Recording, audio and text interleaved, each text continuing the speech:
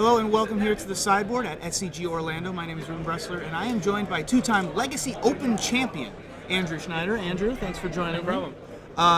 Your two Legacy Open wins came with this deck, and so this is less of a deck tech and more of a deck profile, why you work so well with this deck. It's Blue-Red Delver, basically a burn deck with blue spells in it. Right. Now, I want to point out a couple of cards that have sort of fallen out of favor in recent months. Of course, Delver of Secrets is one of the biggest powerhouses in Legacy, being paired alongside Tarmogoyf, more recently being paired alongside True Name Nemesis. In this deck, its partner in crime is Goblin God. Yep. Why is Goblin God so good right now?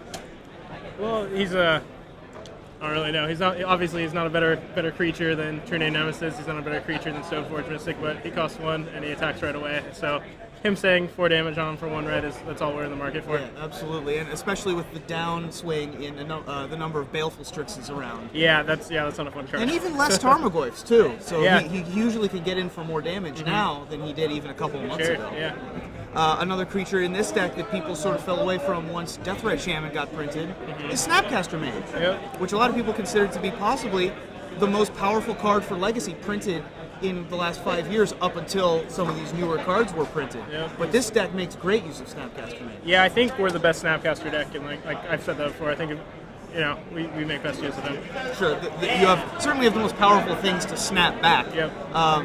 And one of the things that you're snapping back a lot of the time, especially these days with all of the bug decks and the junk decks that are out there, is Price of Progress. Price of Progress, people forget about it, and then they'll take 10 from it, and then they'll tell their friends, you'll never guess what I lost to last you got round. popped. Yeah, exactly. So instead of Wasteland, of course, Goblin Guide feeding them more non-basics. Drawing 2 damage. Yeah, getting more 2 damage into play from the Price of Progress. Forked Bolt makes an appearance in your main deck. It's come in and out of the main deck of the blue-red aggro-ish decks, either Rug Delver or Blue-Red Delver. You have 1 copy in the main deck here, and it's just sort of a hedge. Yep, it's my 9th bolt. It's you got to kill Stoneforge Mystic. You have to kill Deathrite Shaman. Immediately. You got to do it. You got to do it. Yeah, and this is the best option because it's 1 mana. You can't let Deathrite sit and play for a turn. And then the random I've killed 2 Lingering Souls. So that's a very hard card for us to beat. There's a lot of elves in the room today, so taking out wait. elves, noble hierarchs and the like. So we've talked about what's in the deck a little bit, but there's some cards that aren't in the deck that probably deserve to be mentioned. Sure. One of them is True Name Nemesis. I'm sure people reading the list down below this video are thinking, there's no True Name Nemesis in this deck. When Osip Lebedovich got 2nd place at the Eternal Weekend, he got 2nd place, he played a deck that was a Blue-Red Delver deck, but it's certainly much different than this one. Why is it good in his deck, and why is it not as good in this version? His version was more about, he really wanted to grind him out, and we are not interested in that. We run out of cards on turn 3, but I don't know, I've thought about it in the sideboard actually, because if you see my sideboard, there are 4 lava spikes, which is very awkward to look at. But it's for when you don't want a Force of Will in your deck, so you just want to play. I want this game plan. This is how it goes. So True Name. That's the only time True Name's good. It's good when they're playing True Name. I don't. Sure. Yeah, I don't care. It's just if you're racing with them, that's good. Yeah. But their True Names are often better because they have equipment. Yeah. So another card that doesn't make an appearance in your version of the deck is Young Pyromancer. Is there any particular reason why you don't have Young Pyromancer in here? Yeah, it's my favorite card printed in forever, and I wanted to, but it really doesn't. I don't know. It doesn't really fit the plan. Snapcaster Mage is way better. Goblin God is way better. Delver is way better. Grimlavamancer is way better. So it's just I couldn't do it. I too many do like him, creatures in the deck. Yeah, and I don't think he's better than any of them. Sure, he helps your matchup against some of the tempo decks, but you can use both of them instead. So the way that I look at it is that Osip's deck is more of a Rug Delver deck that just didn't have green. Right. And your deck is more of a burn deck that just has blue added for to disruption. it. So it's slightly different. Yep. Of course, he had Wastelands as well for disruption package. We could go on and on, but so let's move on to the sideboard. And the thing that does stick out the most is the 4 copies of Lava Spike. Not a card you expect to see as a 4 of in a sideboard.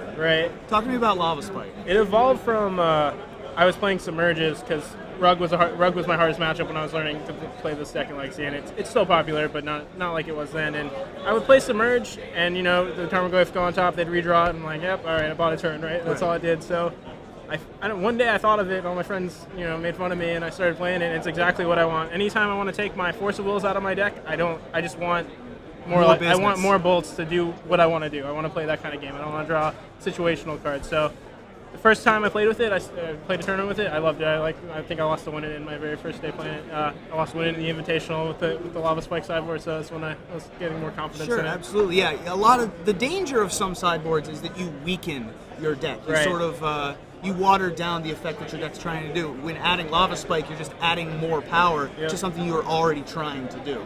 And so it really fits along with the game plan. Another one that really fits along with the game plan is Smash to Smithereens. Not exactly the strangest card. I think people are pretty used to it by now, but it's definitely a card that people have forgotten about. Right, and it's more important than ever with that blue-eye-red stone blade. It's like you're not going to be able to deal with the true name once it's in play. If that thing has a Jit on it, you can pick your cards up immediately because you're not going to get to play anymore. Yep. That's just how it goes. Stoneforge Mystic's more popular than it's ever been. Mono white Stoneblade or Death and Taxes, which is a very bad matchup. is a bad matchup, but this helps at least a little bit. And Sulfur Vortex also helps with I love that card. preventing the life gain from Batterskull or Bristlebrand. Or any of those. Put it in off the show until I try not to die. There you go.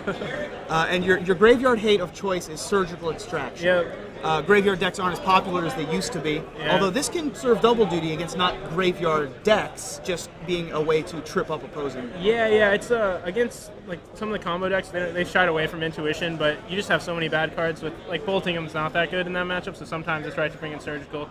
And because we have Snapcaster Mage, it is the best graveyard like hate spell, and I hate playing them because you side them in maybe once a tournament, but sure enough, round one I played Tin Fin, so there you go. It's a necessary evil. Yep. So there you go.